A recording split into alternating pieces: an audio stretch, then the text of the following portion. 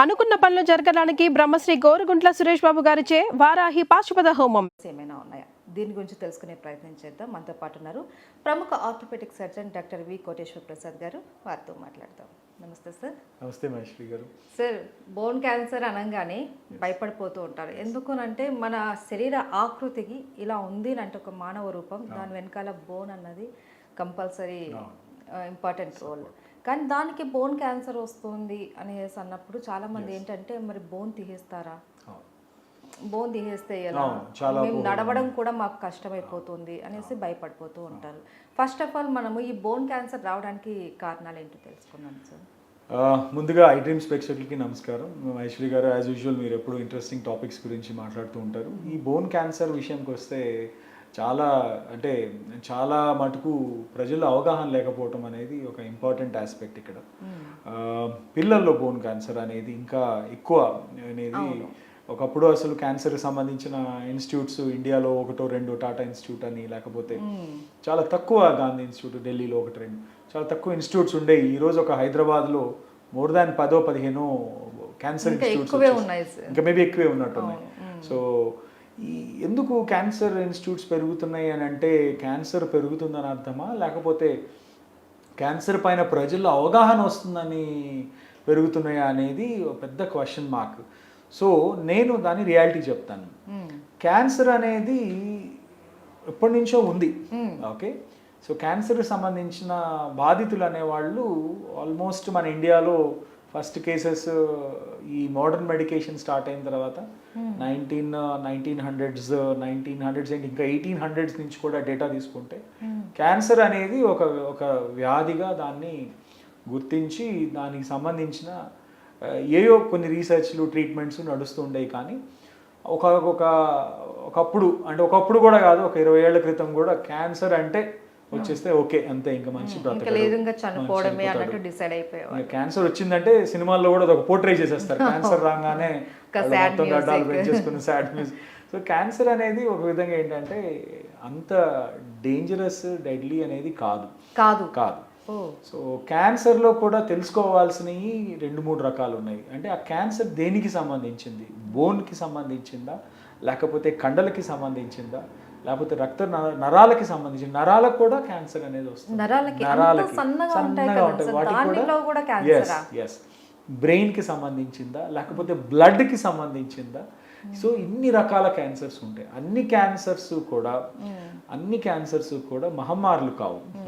చాలా మటుకు క్యాన్సర్ని జయించి చాలా మంది హెల్దీ లైఫ్ స్టైల్, అంటే నార్మల్ లైఫ్ స్టైల్ ఎన్నో సంవత్సరాల నుంచి లీడ్ చేయగలుగుతున్నారు. ప్రీ-1960, పోస్ట్-1960, 1960 కన్నా ముందు ఉన్న క్యాన్సర్కి తర్వాతకి చాలా మార్పులు వచ్చినాయి. అంతకుముందు క్యాన్సర్కి సంబంధించిన అవగాహన లేకపోవటం, ముందు దాని గురించి సరిపడా రీసెర్చ్ లేకపోవటం. ఒకప్పుడు మనకి దాని గురించి తెలుసుకునే లోపలే అది మనిషి మొత్తం శరీరంలో పాకిపోవటము, తర్వాత దాని నుంచి చనిపోవటము, సైడ్ ఎఫెక్ట్స్ ఇవన్నీ కూడా క్యాన్సర్లో డయాగ్నోస్టిక్స్ లేవు కదా, లేట్ అయిపోయేది. ఈ ఎంఆర్ఐలు, సిటీ స్కాన్లు ఇప్పుడు వచ్చినాయి. చాలా మటుకు బ్లడ్ మార్కర్స్, ఐహెచ్సి అంటాం, ఇమ్యూనోహిస్టోకెమిస్ట్రీ క్యాంప్, ఇవన్నీ కూడా రీసెంట్ డెవలప్మెంట్స్ లాస్ట్ 25-30 years నుంచి ఈ టెస్ట్లు అనేవి రావటం. Gene therapy or gene testing ఇవన్నీ కూడా ఇండియాకి అట్లీస్ట్ మేబీ అదే చెప్పినట్టు ఒక 30 సంవత్సరాల నుంచి బాగా ఇంకా ఎక్కువగా రావటం. ప్రెసెంట్ ఉన్న కండిషన్లో ఇప్పుడు చాలా రకాల డయాగ్నోస్టిక్ టూల్స్ ఉండటం ఒక ప్రాబ్లము, దాన్ని గ్రహించడం కూడా ఇంకో ప్రాబ్లం. ఇంకొకటి ఏంటి, ఇప్పుడు అవగాహన లేదు. ఇప్పుడు మా ఆర్థోపెడిక్స్లోనే ఎముకలకు సంబంధించిన దాంట్లోనే ఈ క్యాన్సర్ అనేది ఒకటి సపరేట్ డిపార్ట్మెంట్ అయిపోయింది. ఎందుకంటే ప్రతిదీ కూడా సూపర్ స్పెషాలిటీ అయిపోవటం, బ్రాంచింగ్ అవటం జరుగుతుంది. నేను కామన్గా చూసేది, ఒక ట్యూమర్ ఉన్న ఎక్స్రే ఇనీషియల్ స్టేజ్లో 100 మంది ఆర్థోపెడిక్ సర్జన్స్ చూస్తే 4-5 గ్రహించగలరు.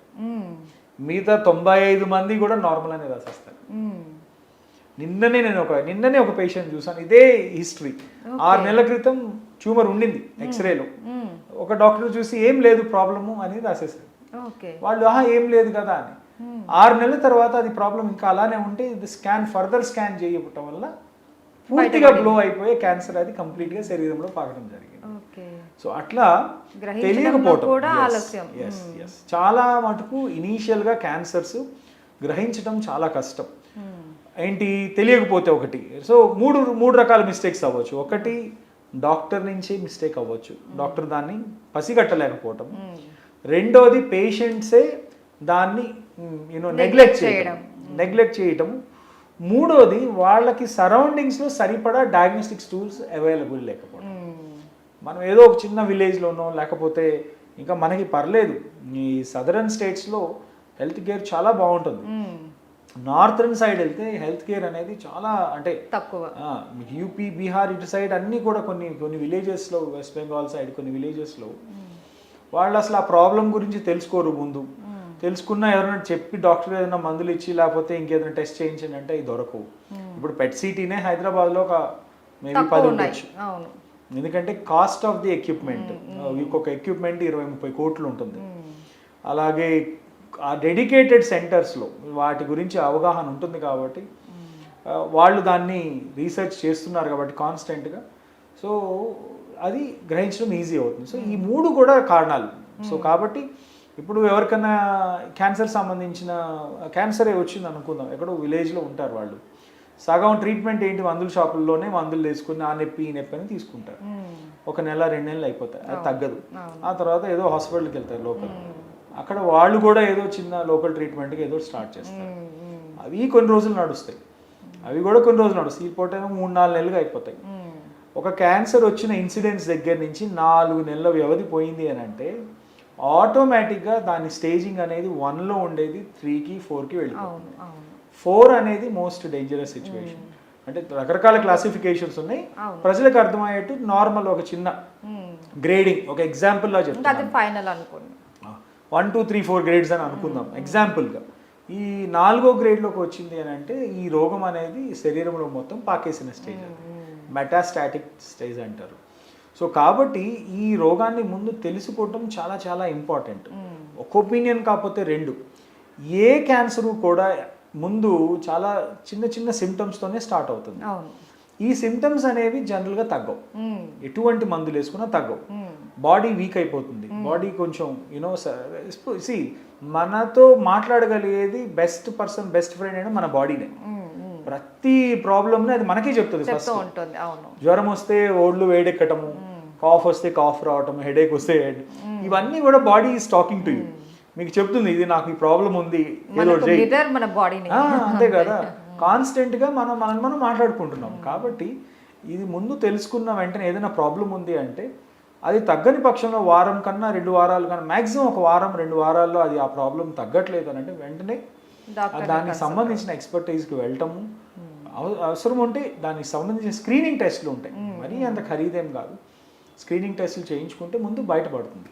సో రీజన్ అది క్యాన్సర్ గురించి బేసిక్గా అవగాహన లేకపోవటం వల్ల క్యాన్సర్ అనేది ఎందుకు పెరిగిపోతుందంటే అది. సో రకరకాల రీజన్స్, జెనెటిక్ ఒక కారణం, జీన్స్ నుంచి వచ్చే ఒక కారణం ఉంటుంది. 2 మారిన లైఫ్ స్టైల్ని బట్టి, 3 ఫాలో అవుతున్న లైఫ్ స్టైల్ని బట్టి. సో 3 ఏజ్ గ్రూప్స్ తీసుకుందాము, పిల్లలు, middle age people, elderly people. Okay, so ఈ క్యాన్సర్ అనేది 3 భాగాలుగా డివైడ్ చేస్తే, 3 ఏజ్ గ్రూప్స్లో డివైడ్ చేస్తే ఒక్కొక్కరికి వచ్చే క్యాన్సర్ ఒక్కొక్క రీజన్ వల్ల వస్తుంది. ఓకే, అది నేను ఫర్దర్ మీకు చెప్తాను. ఓకే, అయితే పిల్లల్లో ఎక్కువగా బోన్ క్యాన్సర్ వస్తూ ఉంటుంది, అది జెనెటిక్ పరంగానే ఎక్కువ వస్తుంది అనేసి అంటూ ఉంటారు, అది నిజమేనా సార్? సో పిల్లల్లో వచ్చే క్యాన్సర్ జనరల్గా జెనెటిక్ పరంగానే వస్తుంది.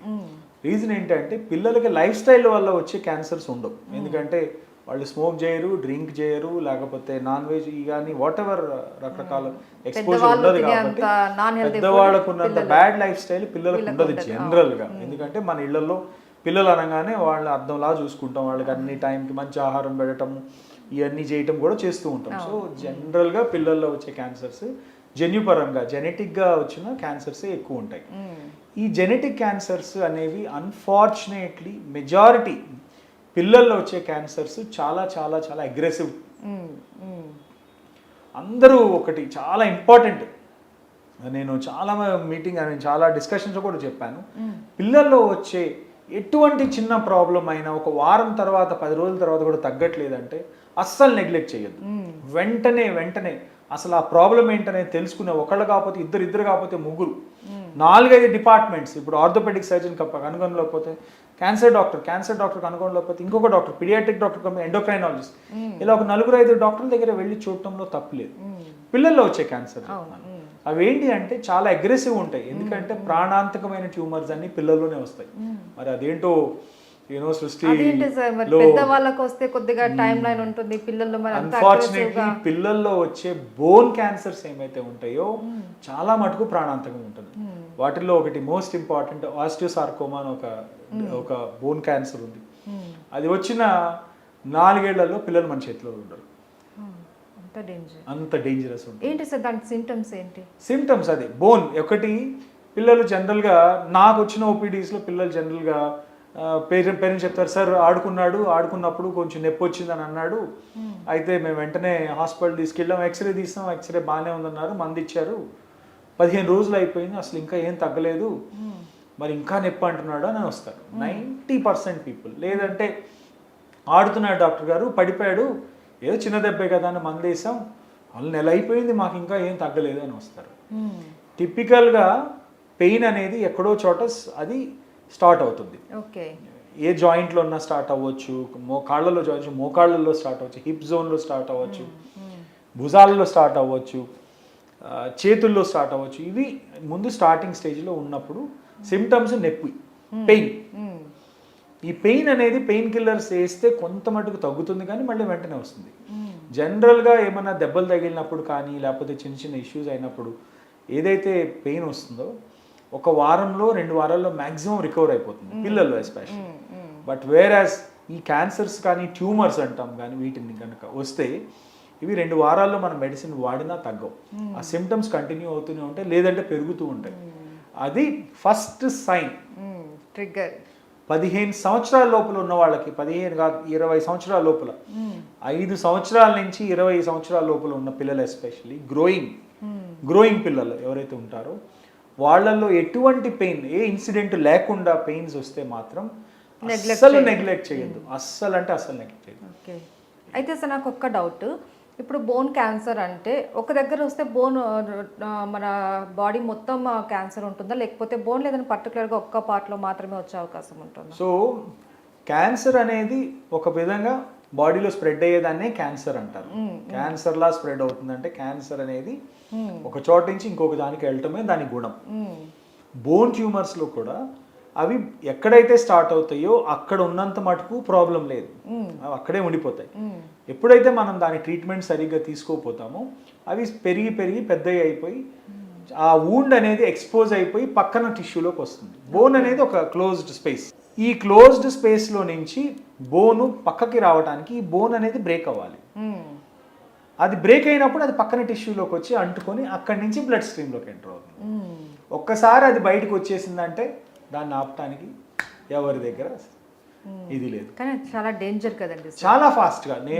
మీరు నమ్మరు, కొంతమంది పిల్లలు అయితే వారం క్రితం వచ్చి ప్రాబ్లం వారం క్రితం స్టార్ట్ అయి ఉంటుంది, వాళ్ళు వారంలోనే వచ్చేస్తారు హాస్పిటల్కి, పెయిన్ ఉంది కదా అని.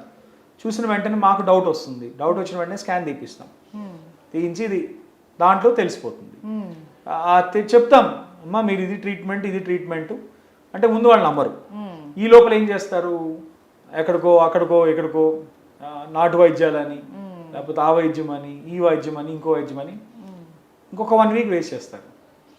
1 వీక్ వేస్ట్ చేసిన తర్వాత మళ్ళీ బై ఛాన్స్ ఒక 10 మందిలో 2 వస్తారు అనుకోండి వెనక్కి, ఈ ముందు వారం చూసిన దానికి వారం తర్వాత చూసిన దానికి కంప్లీట్లీ డిఫరెంట్ చేంజ్ అయిపోతుంది. గ్రేడింగ్ 1లో ఉన్నది 2B 2Cలోకి వెళ్ళిపోతుంది 1 వీక్లోనే 1 వీక్ టు 2 వీక్స్లోనే. ఆ స్టేజ్లో ఇంకెప్పటికీ వెనక్కి రాలేదు. ఇంకా అప్పుడు only just pray to God and start the treatment. Okay. కాకపోతే ఒకటి, ఈ క్యాన్సర్ సంబంధించిన ట్రీట్మెంట్స్లో చాలా అడ్వాన్సెస్ వచ్చేసినాయి, చాలా హై క్వాలిటీ ట్రీట్మెంట్స్ ఉన్నాయి. సో ఇవన్నీ కూడా నెక్స్ట్ టాపిక్లో మనం డిస్కస్ చేద్దాం. ఓకే.